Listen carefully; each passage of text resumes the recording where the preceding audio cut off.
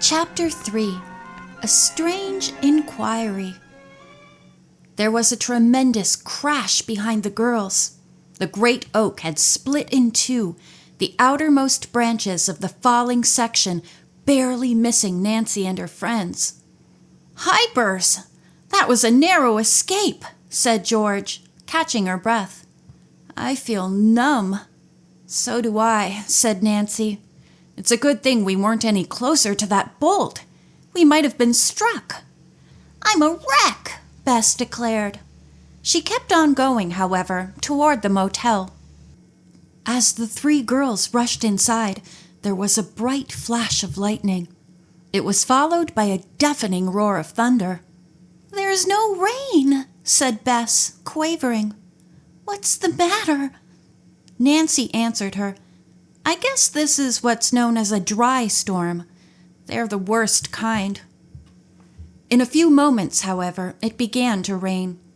The curtain of water was so thick that one could not see more than 10 feet ahead through the windows.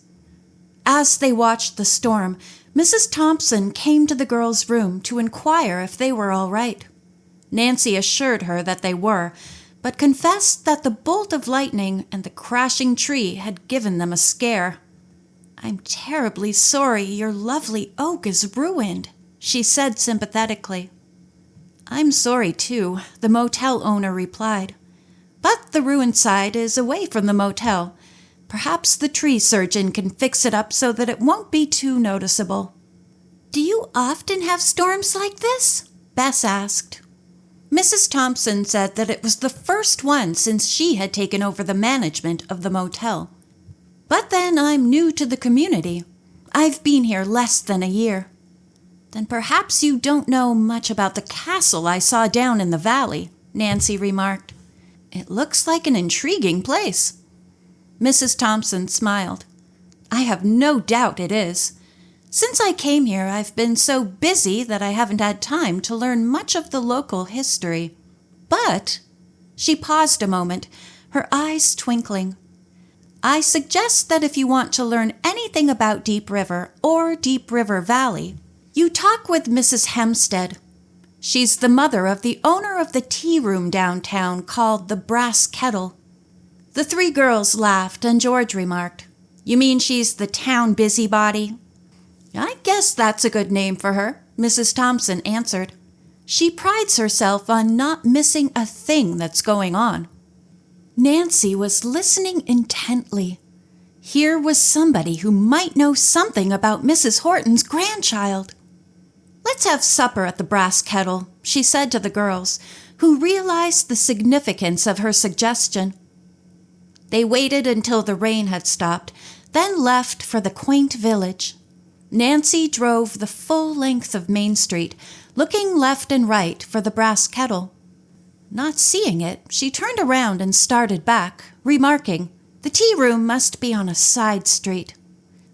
As they rode along, pausing at each cross street, Nancy noted the lettering on 2 different office windows. Both offices were occupied by attorneys. I wonder if one of them was the lawyer who settled the Horton estate, and if so, whether he has returned from his vacation, Nancy mused. She also noted that there were 2 banks, and made up her mind to visit all 4 places the next day and find out what she could. Suddenly George called out, "I see the tea room. Stop! Turn to the right!" Nancy backed up, then drove down the side street. The Brass Kettle was 2 doors from the corner. The place was attractive. In front of the old-fashioned white house with a center entrance was a lovely garden of flowers, enclosed by a white picket fence. The girls entered the restaurant. The interior was just as quaint and attractive as the exterior. On the left of the center hall was a waiting room with a high-backed sofa and straight chairs. Several hanging shelves with knickknacks decorated the walls. Over the fireplace, in an elegant gilt frame, was the portrait of a distinguished-looking elderly man with white hair and a long beard. Velvet carpet with a large flower design blended perfectly with the other furnishings. Nancy and her friends noted all this in a quick glance. Their attention focused on an old lady seated in an antique rocker. Her black silk dress was severe and the neckline edged in ruching. Talking to her was a short, stout man, his back to the girls. As the girls paused, they heard the old lady say to him in a high-pitched voice, "The name's Drew, you say? I'll let you know." Bess and George each grabbed one of Nancy's arms. Did the stranger perhaps mean Nancy or her father? Instantly, Nancy decided it might be wise to stay out of sight. Pulling the girls to one side, she whispered, "I'll go into a back corner of the tea room. Find out what you can, and if you have to give names, just use your own. Don't mention mine, or let on I'm here." Nancy hurried around the corner of the doorway and found a table well hidden from the waiting room. Meanwhile, Bess and George dawdled in the hall, hoping to hear more and to get a good look at the man. Eventually, he moved into view. Bess rearranged her hair several times, then took out a compact and spent a few moments powdering her nose. George, whose hair was short and close cut, found it difficult to change her hairstyle, so she too powdered her nose. Then she pretended to be having difficulty brushing some imaginary dirt off her blouse. Suddenly the man said to the elderly woman, "I must meet Miss Drew. I have something very valuable to give her." Bess jumped. It might be a gift for Nancy. "Very good, Mr. Seaman," the woman replied. Bess whispered to George, "We ought to call Nancy and let him give her this valuable thing if she's the right Drew." "No," George said in a low but firm voice. "If he means Nancy, I don't believe there's any gift. Bess, you go in with Nancy and tell her what happened. I'm going to follow that man and see what I can find out." Her cousin demurred for a moment, but George was insistent. "Don't worry, I'll be careful," she promised. "I'll just see where he goes." Satisfied, Bess turned into the tea room and walked to the table where Nancy was seated. As Mr. Seaman said, "Goodbye, Mrs. Hemstead. I'll be seeing you," George turned her back to the waiting room and put her head down as if searching for something in her purse. The man came out and immediately left the restaurant. George followed. The stranger walked up Main Street, block after block. His pace quickened. So did George's. "Where in the world is he going?" she asked herself. "I wonder if he knows I'm following him and is trying to throw me off the track." Nevertheless, she strode on determinedly. Finally, at the very edge of town, she noticed a parked car.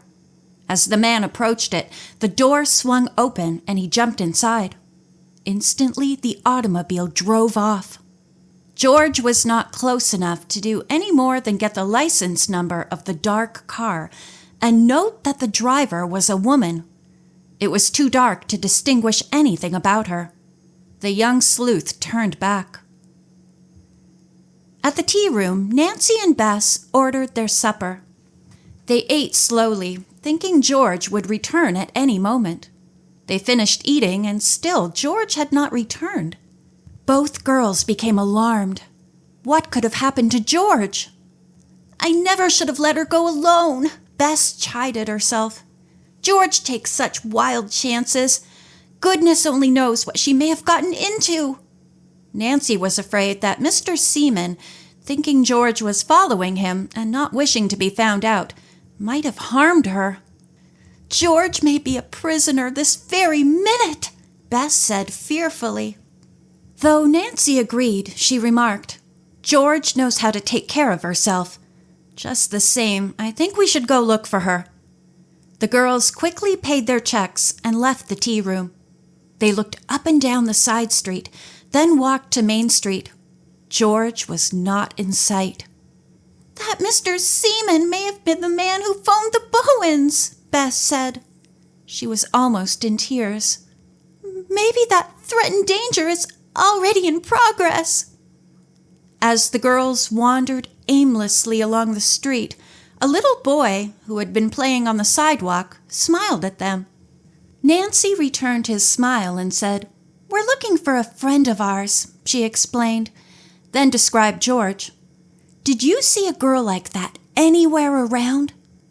"Oh, yes," the little boy answered. He pointed. "She went that way." With this slim clue, Nancy and Bess hurried in the direction the little boy had indicated. They came to the end of town, but their search had yielded nothing. Discouraged, they turned back. "Oh, I just know George has been kidnapped," Bess moaned in panic. End of chapter 3.